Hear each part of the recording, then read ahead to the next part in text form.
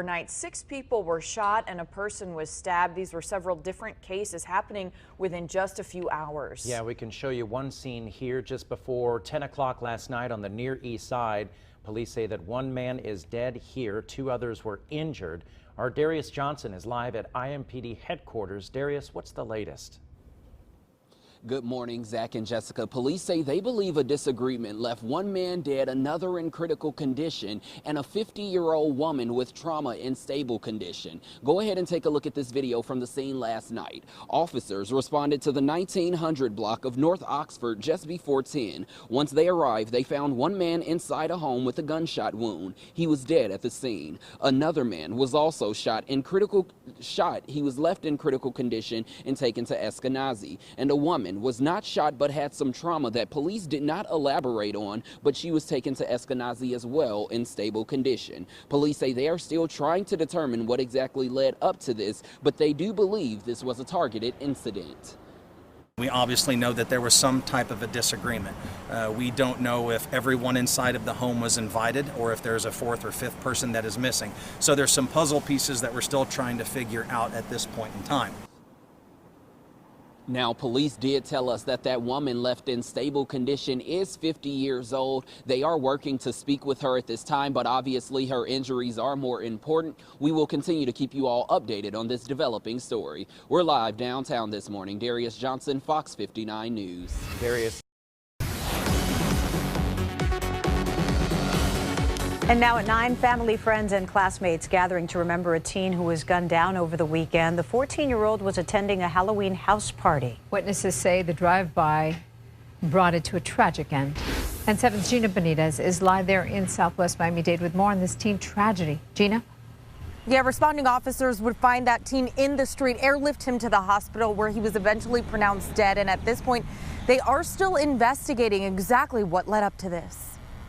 And I open the door, and when I see all these kids running, a high school party in Southwest Miami-Dade takes a terrifying turn Saturday night. They turned around and they, that's when I heard that, and I said, oh my God, Jesus Christ. Neighbors describe what they say was a drive-by shooting along Southwest 132nd Avenue near 200th Street. Video posted to Instagram and shared with 7 News, giving a glimpse inside the Halloween party before its chaotic end. And they were all running for their life. Like they were holding each other. They were just, go around. They were shooting. Responding officers would find a teen shot in the street. He was airlifted to the hospital where he died. It's very heartbreaking to know that he's not here with us anymore. Classmates and their parents visibly distraught, paying their respects, leaving flowers where they last saw their friend, who we're told was a 14-year-old freshman at a nearby high school. He was a very, very sweet kid, very funny, outgoing. And as police hunt for the person who pulled the trigger, neighbors on this quiet street can't help but think about the family who lost a son. I feel so bad for him. These days you can't even let your kids go nowhere. You gotta be overprotected. It's so sad. And at this point, no word on a possible motive or if they have a shooter in mind. Police still working this case. For now, we're live here in Southwest Miami-Dade. Gina Benitez, Today in Florida. New information released tonight about child abuse investigations in LA County. According to a report, 4,000 serious child abuse cases in one police department were not investigated. KCO 9's Christopher Hartle live in downtown LA with these details. Good evening, Christy. Yeah, good evening, Chris. That department also happens to be the largest in LA County. We're talking about the LAPD, and those numbers are from last year and the first 6 months of this year. But the report also raises questions. Was Noah Quattro one of them? Just before his death, his family moved to Palmdale from the Valley.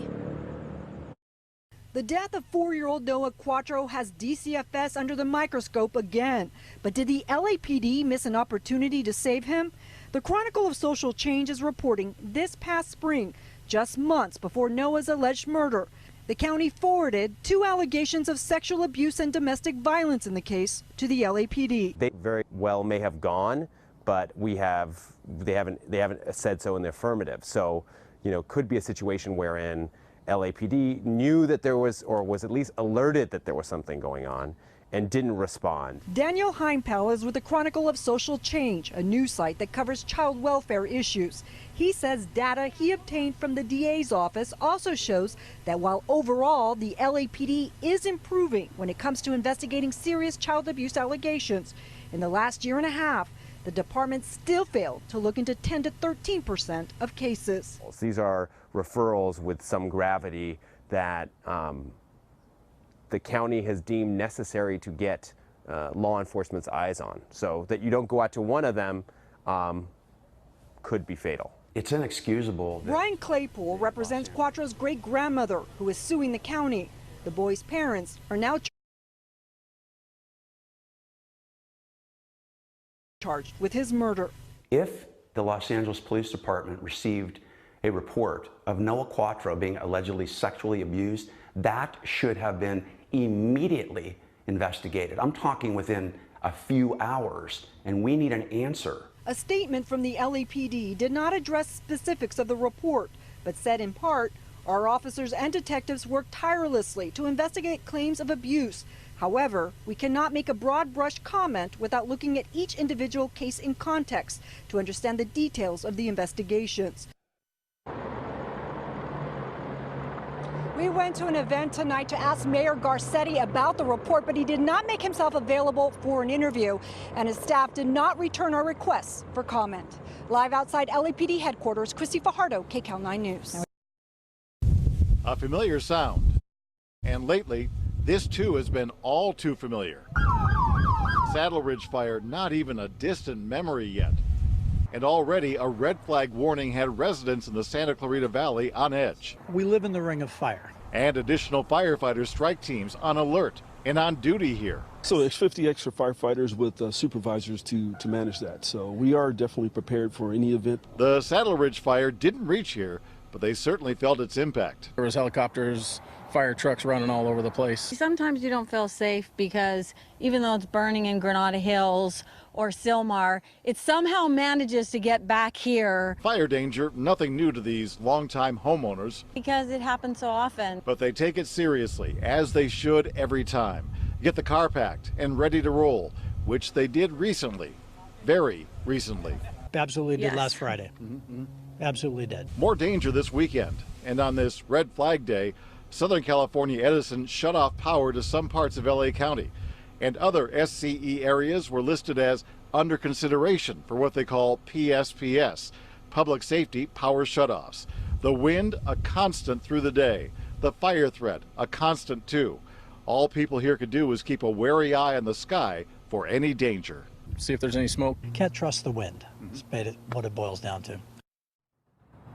And you see that giant American flag. So many people here have told me they check it every day as a wind indicator. And as you can see, it does a pretty good job of indicating just how heavy the wind is, how strong it is. Reporting live from Stevenson Ranch, Greg Mills, CBS 2 News. Back to you. All right, Josh, thank you. Also breaking overnight, a shooting is under investigation in Hyde Park. This happened around 10:30 last night on River Street near Ross Playground. Police tell the Globe one person was injured, but it's not clear how badly the injuries are. No word this morning on any arrests. New details tonight about a deadly police-involved shooting. The man shot and killed by officers in Farmingdale Friday night has been identified as Charles Sarkiris. State officials say police responded to a report of a stabbing at a house along Walnut Street, and they say they fired at the man when he refused to drop some type of blade. A second death at that house is also under investigation. Police say Teresa O'Shell was found dead in the bathroom. A third person was also injured, and the Attorney General is now handling that investigation. Kicking, punching, pepper spray all over a wig. Police are now trying to track down 3 people connected to a violent confrontation and robbery inside this Montgomery County wig shop. Pat Collins has a closer look at the surveillance video and the suspects in this case. Police describe it this way. 3 suspects trying to steal wigs. 2 employees trying to stop them from escaping. It gets ugly. One of the suspects, the one in the green shirt, pepper sprays the employees. Then came a fight that spilled down one of the aisles of the store. 2 men using wigs to hit one another. a woman employee ends up on the floor. If you look at the video, these 3 suspects kicked, punched these employees, used pepper spray.